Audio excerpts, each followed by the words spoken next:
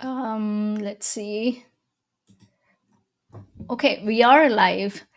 Hello, welcome. And today I'm going to talk about how to solve people problems in a group. Now, whether this group is a team, a community, or a family system. So, we are basically talking about when you have a group of people together in a system, what happens underneath that causes people problems and how we can address that. So, my throat is a little bit right on time for um, giving me some problems here. So, let's see.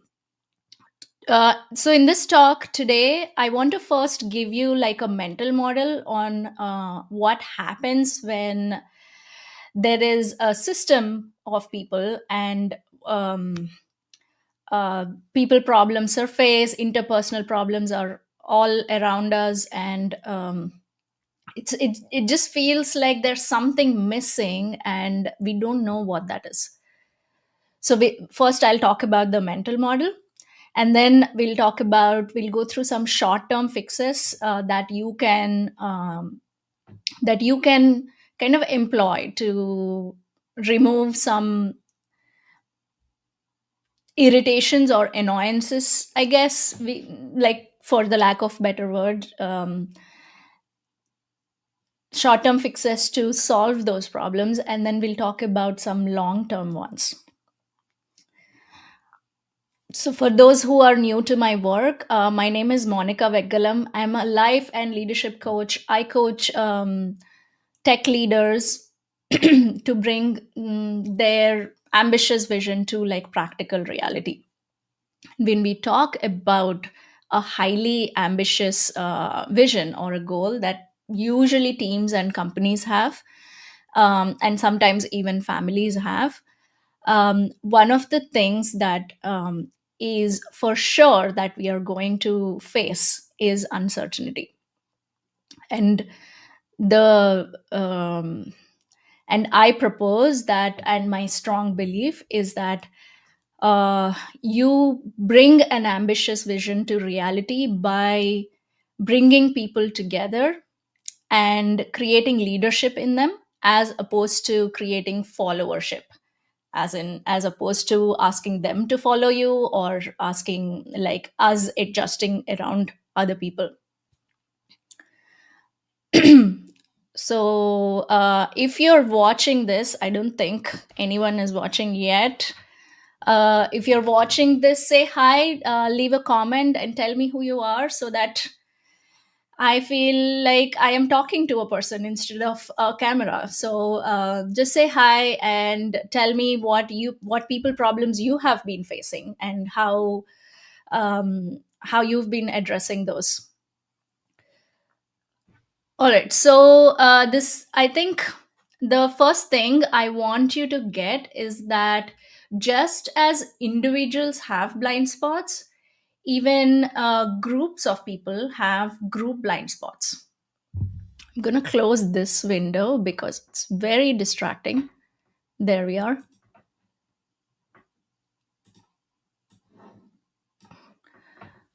All right.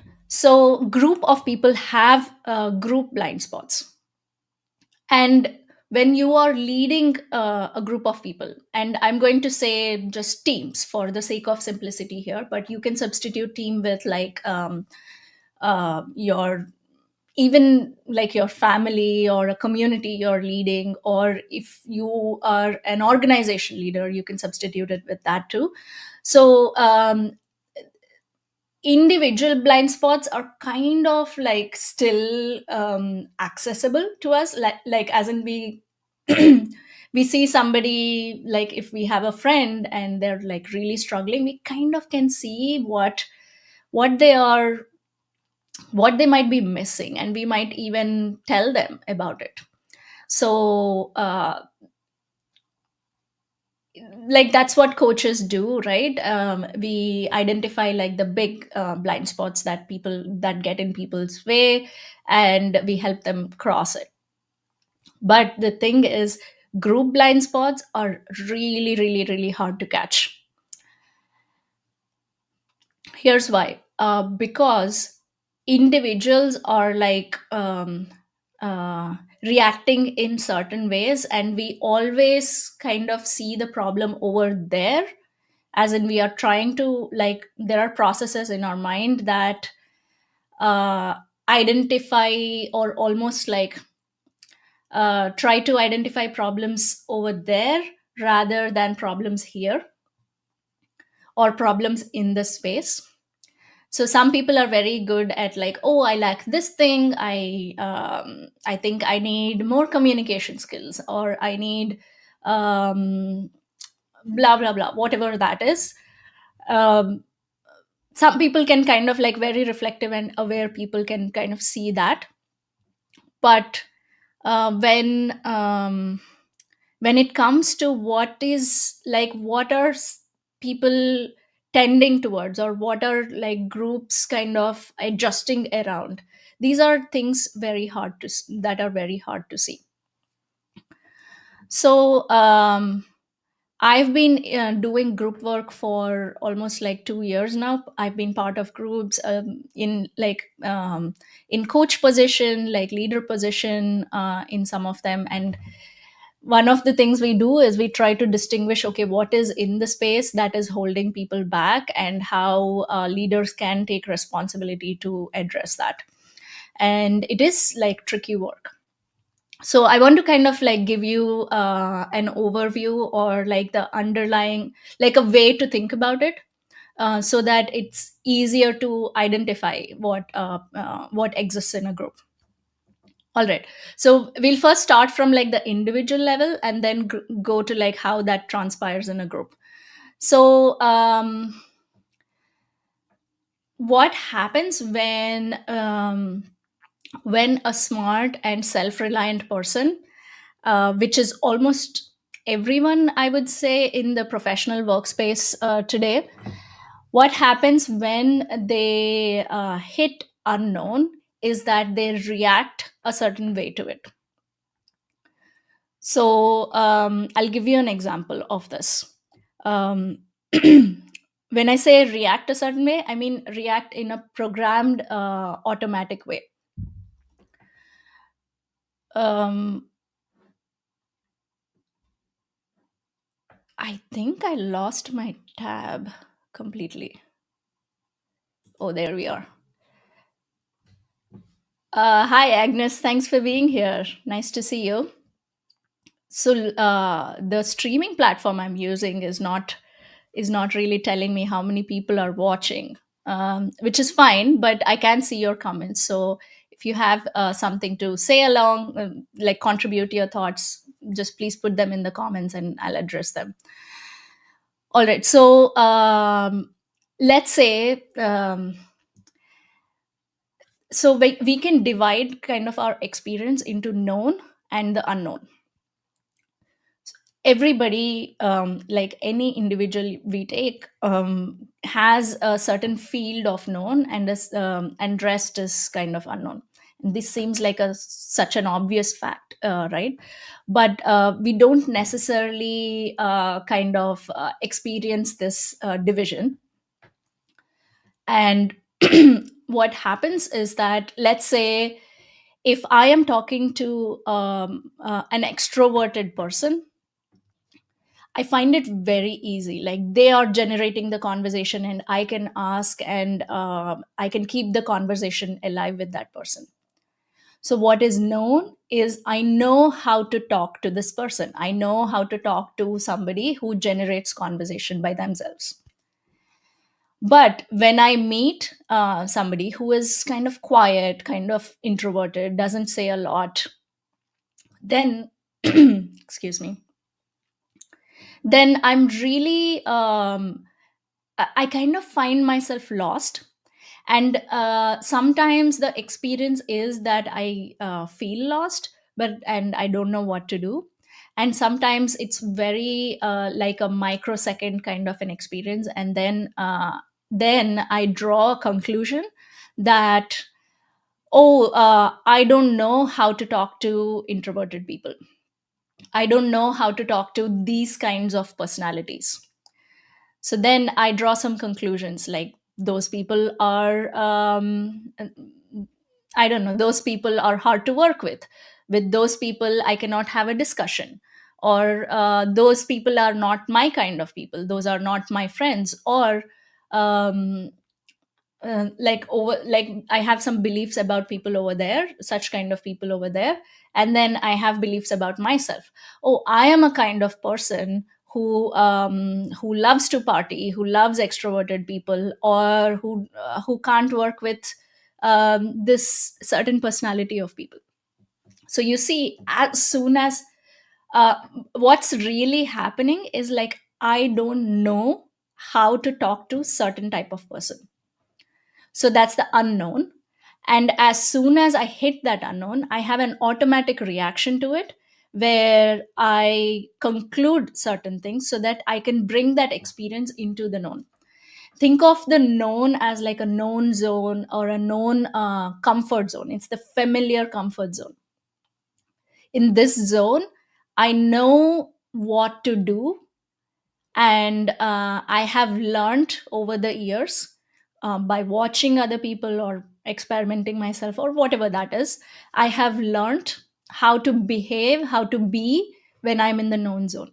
In the unknown zone, I have no idea. So sometimes I go out into the unknown zone and try to learn new things. For example, if you don't know how to solve a problem, like a hard problem like a coding problem, or I used to be a programmer, so I'm giving you that example. But let's say you want to write something, or you want to creatively explore some solutions to a problem. I venture into the unknown, and sometimes I'm okay with exploring there, but then I come back to the known zone very predictably. This is for almost all humans, even people who are very adventurous. They have a known and unknown zone too. People who say, oh, nothing really scares me, they have a known and unknown zone too. Now, how this is all relevant is that when you have a group of people, when you bring them together, people problems happen because people enter on a regular basis the unknown zone, and they have automatic reactions that create rifts between them. So for example, if there is a highly ambitious goal that a team has set, they don't know how to reach that goal. Like if they knew how, they would have already done it, and they would have figured out ways to reach the goal. But usually in complex market scenarios, like right now, there's so much chaos and uncertainty right now with the tariffs and with economic turns and whatnot, and even just in families, right? When you have a kid, the couple doesn't know how to handle that, even though there are people who tell them how to. So it's just like we hit this unknown so many times in the day. And even like as a team, they come out of their unknown. Each person comes out of their unknown, and they have a reaction to it. So if there is an aggressive personality on the team, somebody who has learned to have very strong opinions and kind of like push them on others, well, this is the main this is the right approach, and here's why XYZ, and I think you all should follow. And then there are other people, and then there are other people who would be looking for direction. That's their reaction to the unknown. And there are many other ways this shows up. Like there are some people who like so there are four ways we can think of it: fight, flight, freeze, fawn. Fight is when people hit the unknown, they start to justify, defend, and fight for their perspective. And flight is they kind of go away from the place, like withdraw and go somewhere. Freeze is they don't know what to do, then they just like stop all action. Fawn is they feed other people, like they try to like encourage other people, caretake of other people, um, and like try to that's like their way of dealing with the discomfort of unknown. So when all of this happens, different people have different reactions dealing with it, and those are the ones causing problems. So this is still a little bit theoretical. So if you're getting something out of this, and if this sparks some scenarios for you, please put them in the chat or send them in the DM if you're watching this later, and then I'd love to like learn more about your issues, the issues you've been facing. Okay. Some other examples are, you know how people try to like, there's this whole conversation about, oh, meetings are such a waste of time, and there are other people who defend that how do we make decisions without meeting and then talking things through. So like those are reactions to the unknown itself, like they are trying to solve a problem they don't know how to solve yet. So this especially is, the people problems especially are more pronounced when there are smart and logical analytical thinkers, because the automatic reaction that problem solvers have is to problem solve, and this does not necessarily work when they are dealing with people. Because now let's say you have, let's say you're, this metaphor is used by coach Adam Quiney a lot, so I'm adapting that. Let's say you are trying to learn to ride a bike, and you keep falling. So what a problem solver does when they hit unknown is equivalent of trying to problem solve not falling, which doesn't necessarily work in all scenarios, because if you optimize for not falling, you are not actually like, you might have kind of certain reaction like, oh, I would not ride a bike at all. That's like the freeze response. And you might, the problem solver might, try to only bend the bike in a certain way that it would, like the fall would never happen. So problem solving for a particular issue is optimizing for the wrong metric.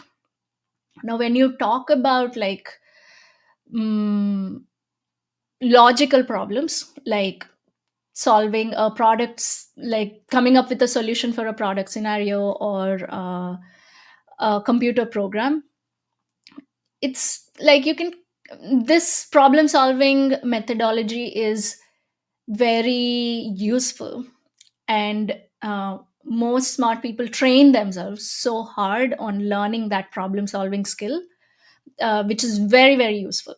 But then when it comes to interacting with other humans, humans are not linear, they are not predictable. We are very complex people with a lot of complex ways of projections and talking, communication, and trying to show ourselves a certain way, trying to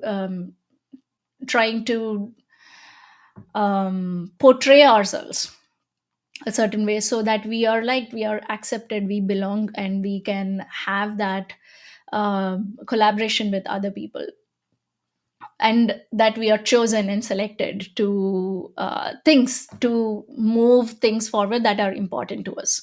So there's all of this complexity involved, and problem solvers, when they hit uncertainty, they try to make human beings linear, and out of that anxiety, they bump against many different many different behaviors they don't know how to solve. So I have been having a lot of conversations with people where they are like, there is this pushy person. I don't know how to coach that person. There are these two people who are in constant conflict, and I don't know how to like help them out so that they can start to work on actual things that are important to the team. And there there might be like a lot of leadership changes, and people are in chaos. They don't know where we are, where the team is going, and they don't know they don't know what's next. Are there going to be layoffs? Are there going to be team changes, reorgs? And like there's all of this complex uncertainty. And then um, what reliably happens is people fall back into the known zone.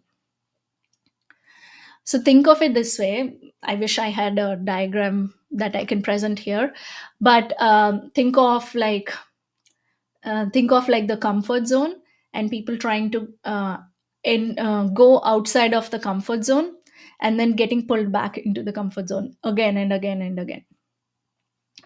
Now, if you have a highly ambitious goal, this means that interpersonal conflicts for people will crop up, and they lie outside of the comfort zone for most people. There are some people who know to do certain things, like handle certain type of personalities. And there are some people who have no idea how to work with certain presentation of interpersonal problems. So, and then there is the unplanned work. There is like conflict that some people have to confront. And then there are all these emotions that almost none of us know very well. We are not trained on processing and sitting with whatever emotions come up for us. So when and all of this stuff lies outside of our comfort zone. And when there is a lot of uncertainty and unknown in the space, uh, it appears like there is chaos, because people are hitting all of these things outside their comfort zone, and they don't know how to handle this. So let me give you like some short term ways to address people problems. If you are a leader, these would be helpful. These are some things you can start doing immediately to give a sense of safety and calmness to people. So the first thing you can do is clarify your vision. So when people are in the unknown, um, first thing that happens is they lose sight of what brought them to the team.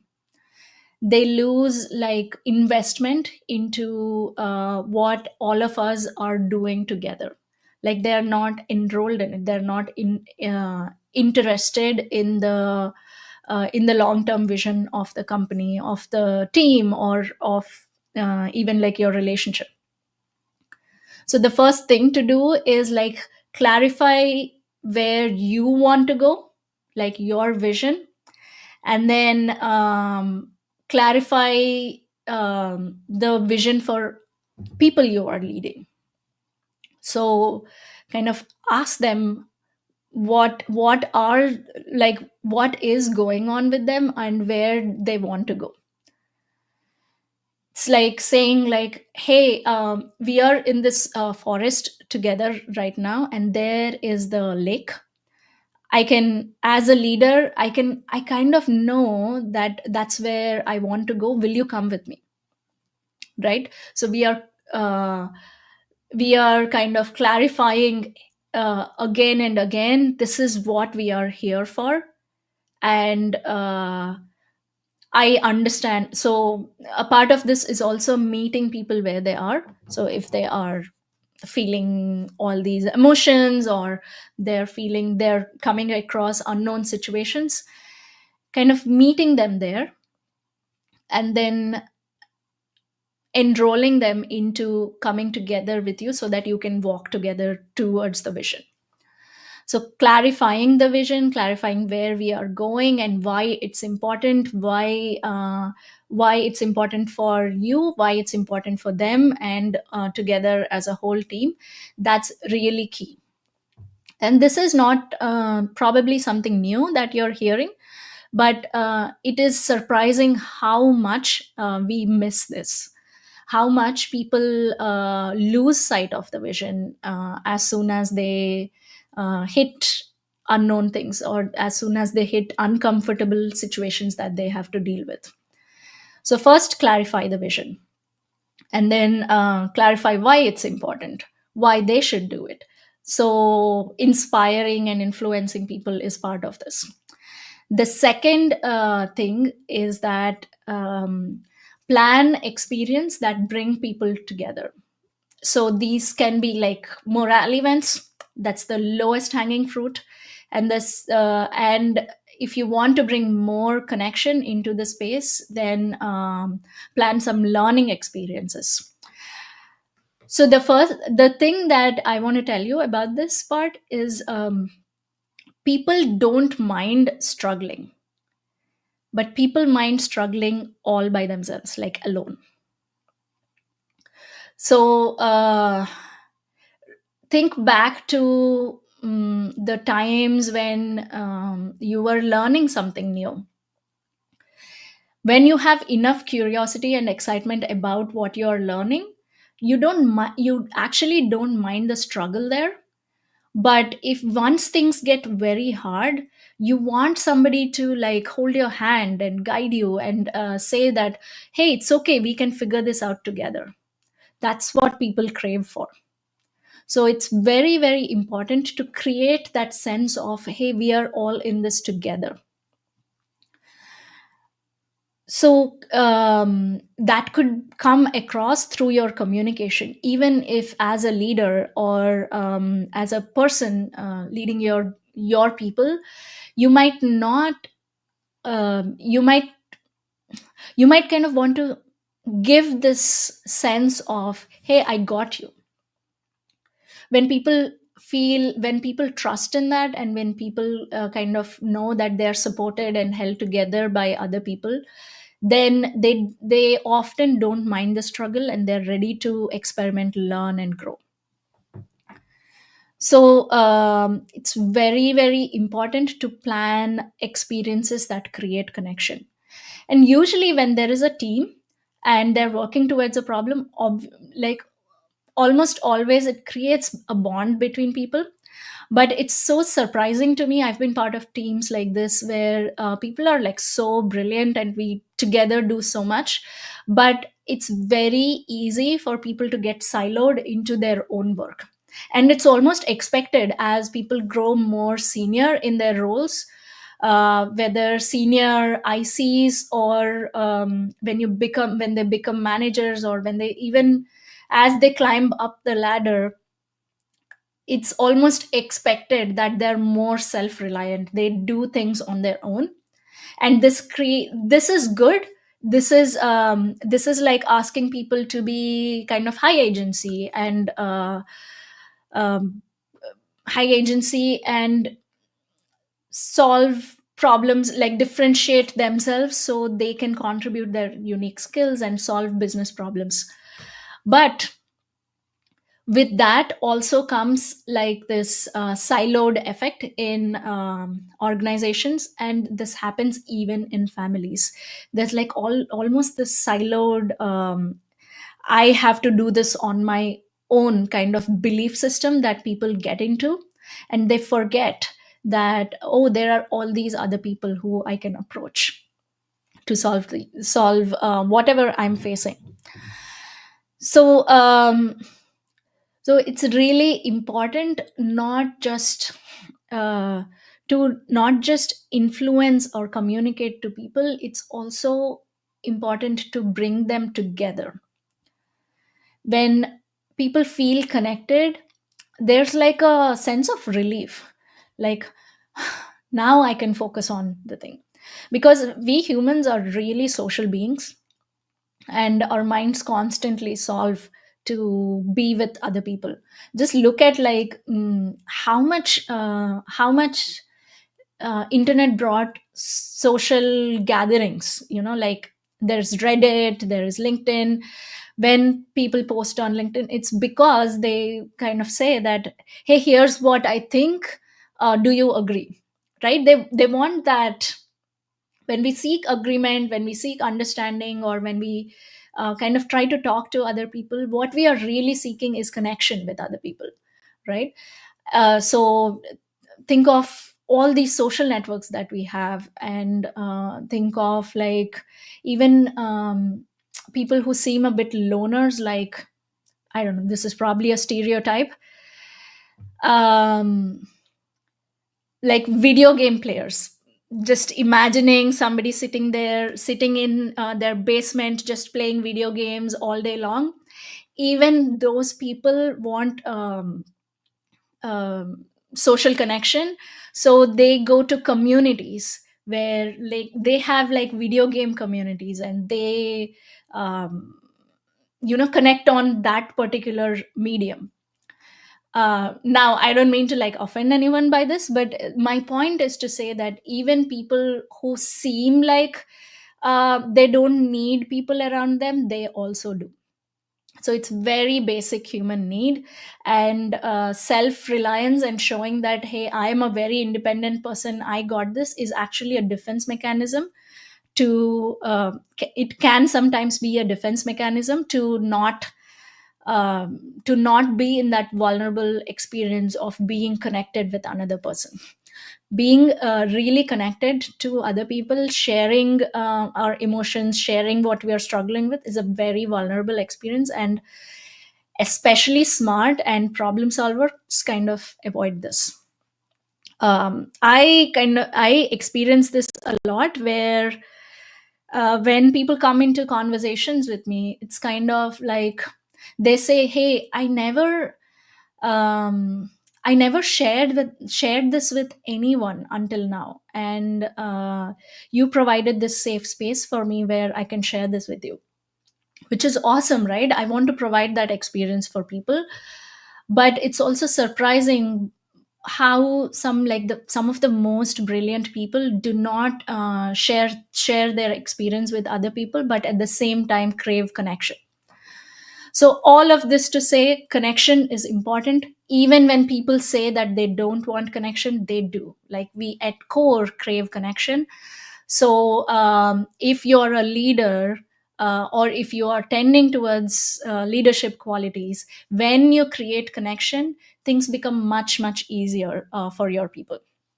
So these are the two short term fixes. One, clarify your vision, clarify why it's important, clarify other people's vision, clarify why it's important for them. And then two, the second is create experiences which bring people together, which create a lot of morale and connection.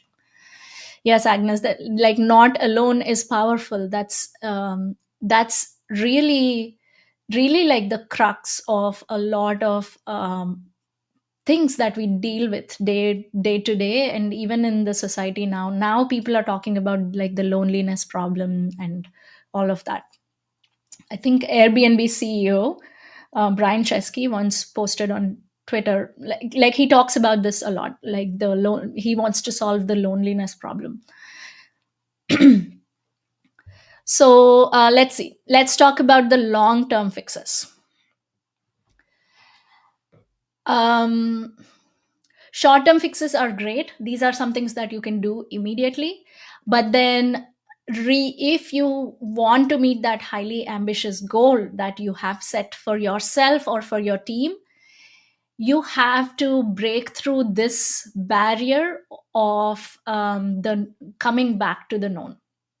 As in, if you have a current comfort zone, you have to almost expand that comfort zone for people, and for a while it's going to be so uncomfortable.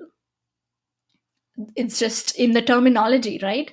When you're outside of your comfort zone, it's going to like cause all this it's going to create an experience of being chaotic, being like, I don't know what's happening, this is so bad, and like this is problematic. Some people might be leaving, some people might be coming in.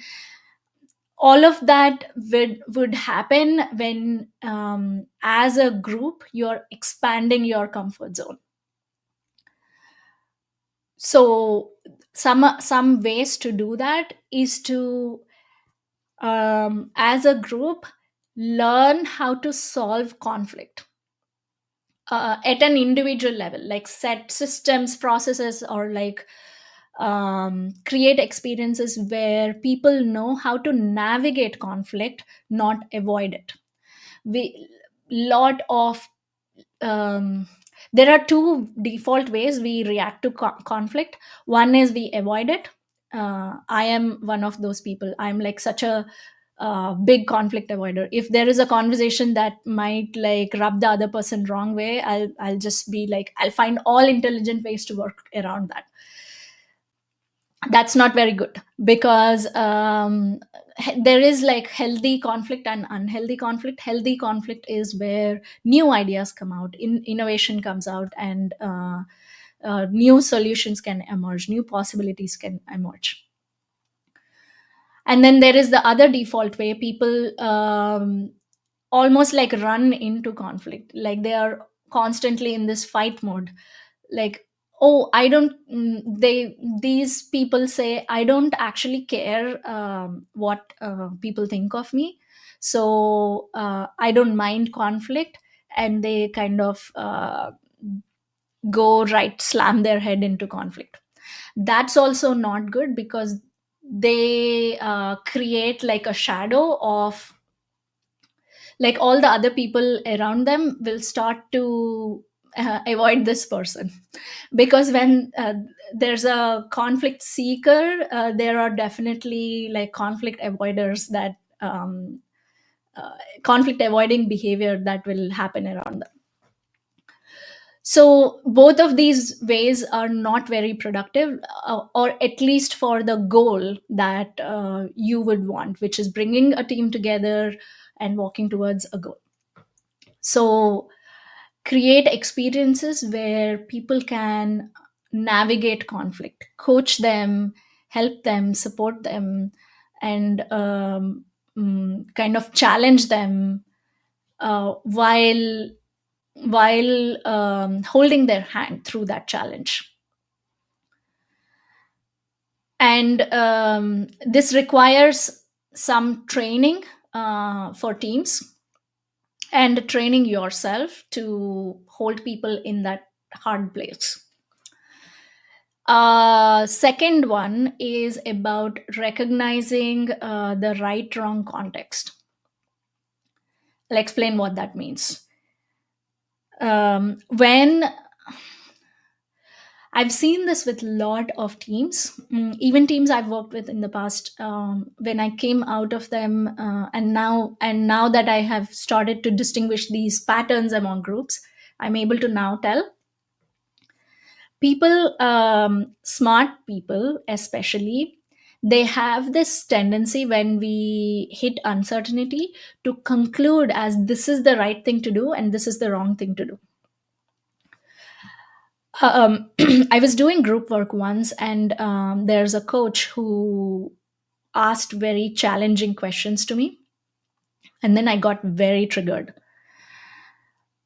I said, oh, they are using coaching questions to judge me, and they're making conclusions about me that are not true. Now I don't want to go into the details, but I was really kind of pissed off. Like, what? Why are they doing it? Like, they're not getting me. Nobody. And when I brought the issue, I almost felt like these other people are not getting me. They're not understanding me. So I exited the group, and then some leaders came. When I say I exited, I mean in that moment. So I exited the group, and some of my leaders and coaches came and walked me through or supported me in that experience. So when I really felt like, um, they understood me, feel they understood what I'm right about. Like, I got once I got that validation, then I was open to hearing the other perspective. So almost like all analytical and logical thinkers, we have a certain way of thinking about the world that is right, and certain way of going about the world that is wrong. So for example, being judgmental is wrong, which makes sense. It's not that it is not true. Like, we are not talking about the truth of it, but we are what I'm suggesting here is this fixed notion of this is the right way and this is the wrong way. That kind of puts us in a lot of friction with other people a lot of time. So then my coach pointed out that, hey, even if what you're pointing to is true, can you see that you have a certain rightness about it, and that other people are wrong? Like, this person who is offering you questions is putting them in a wrong way, and other because other people are not having the same experience as you, they are wrong about it. So there's this right wrong binary mindset that a lot of analytical thinkers come up with, which is great for solving problems again, but not so great when you're dealing with people. So I've had conversations with people where the thing that they want support on, hey, how do I deal with this person who constantly opposes me, who is constantly overriding me? Normally, you'd expect that there are solutions, like, hey, speak up or set boundaries or whatever that is. There's a lot of advice for that over there. But then if you actually look at the group level, there is like a right way of doing things. Like, this person is kind of arguing for what's right, the person who is pushing, and this other person who is at the receiving end of it thinks that no, no, no, that's wrong, right? And they're both right wrong mindset are at clash. So instead of solving for this person being right, the more effective way is to understand what's actually going on in the bigger picture, and then helping each of them transcend the right and wrong context. You'll see this in people, I think in Amazon. There's a lot of talk about like leadership principles. When people are in the right wrong mindset, they almost weaponize the leadership principles, and then they say things like, uh, excellence. I don't think this is an Amazon leadership principle, correct me if I'm wrong, but they argue for excellence, whereas what they want is perfectionism.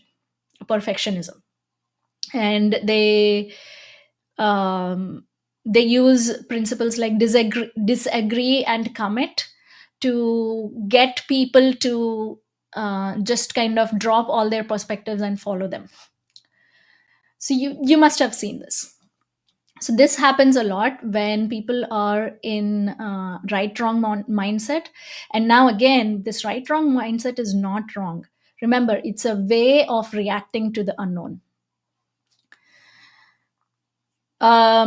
So the longer term breakthrough approach to this kind of mindset is to build what I called fitness to uncertainty. The first thing to do is, as a leader, you build this fitness. When you understand all the ways you react to uncertainty and be okay with the discomfort, you build this capacity to be in the discomfort zone. You would also be able to lead other people to be in the discomfort zone. um,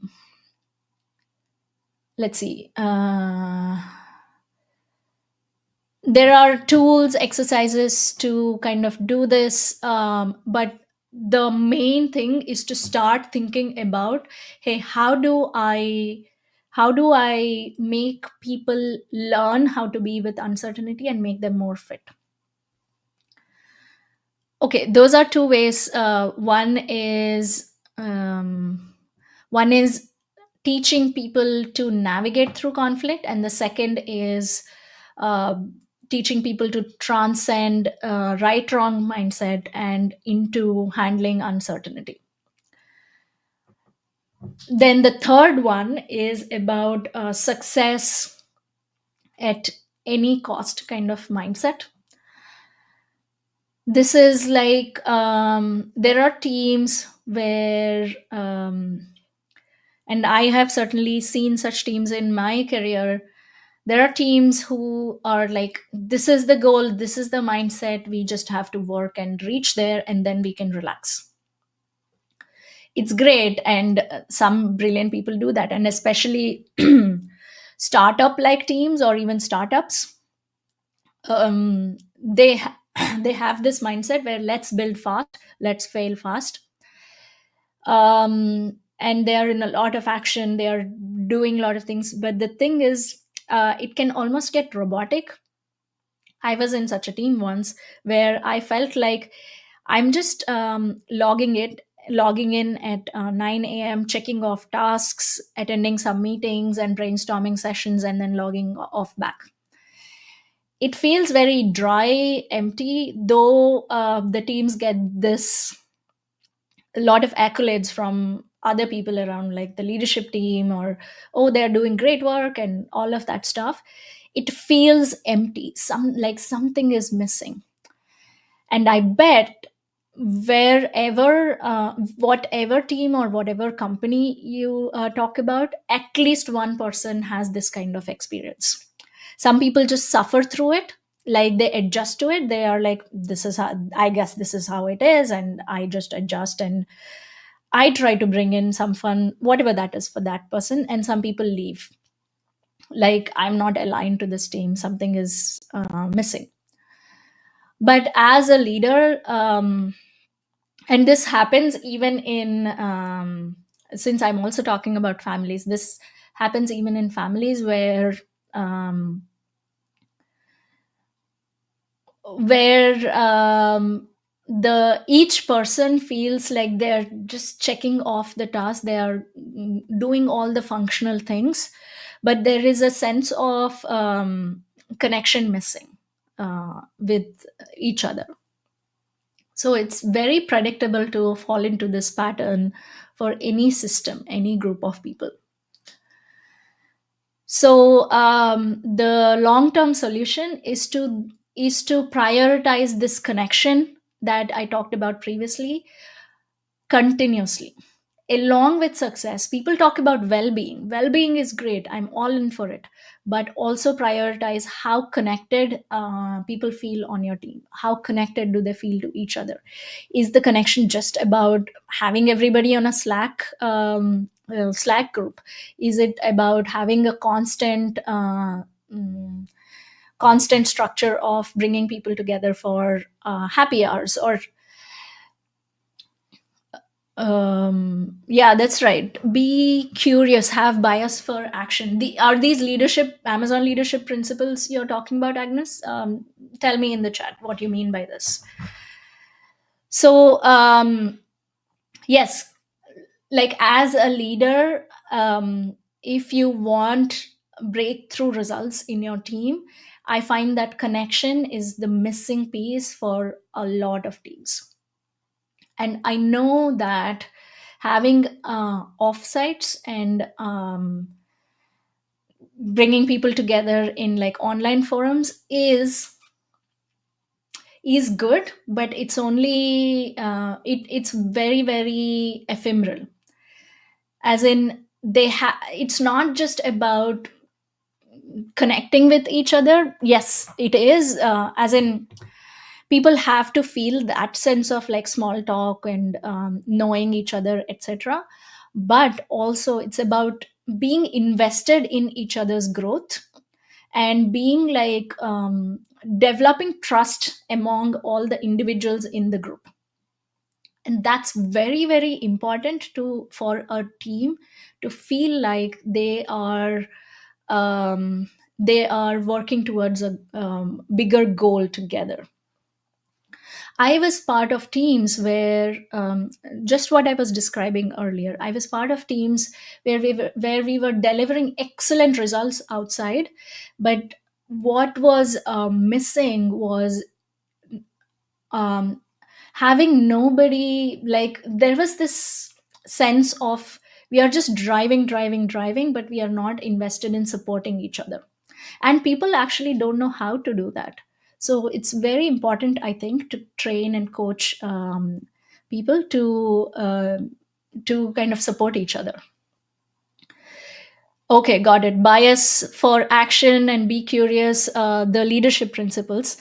And probably you can see like how somebody can use bias for action and weaponize that as like bias for action is important, so let's go towards the goal. And then they might like discard all ideas that can explore different possibilities. They can be like, this is not contributing to anything, so just let's push it aside, let's have uh, that will be a break from action, like whatever. People can argue for many different things. All right. So the overall long term breakthrough way of helping teams solve people problems is to is support the whole team, whole organization to expand their comfort zone, so that their being is uh, a way in which they know how to uh, work with each other, how to collaborate with each other, how to connect and support each other, and how to deal with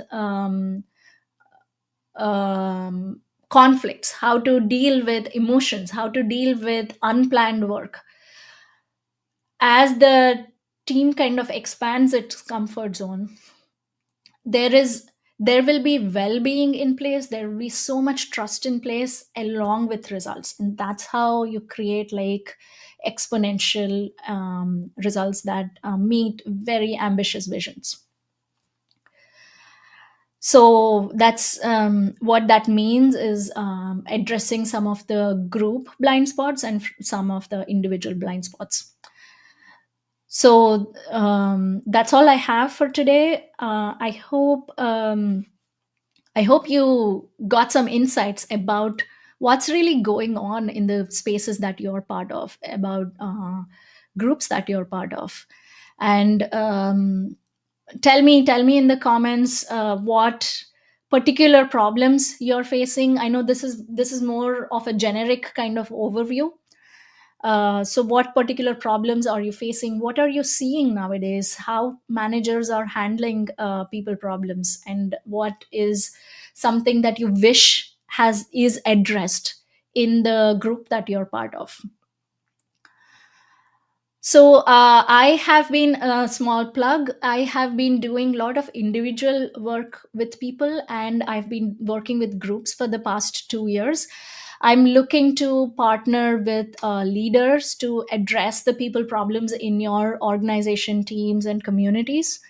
So if you know somebody who I should talk to, please introduce me. Please send them my way, and make a connection. I would really appreciate that. And if you have certain problems that you're like, I just can't put my finger on this and I don't know how to deal with this, reach out, send me a DM, and I can brainstorm with you and help you out.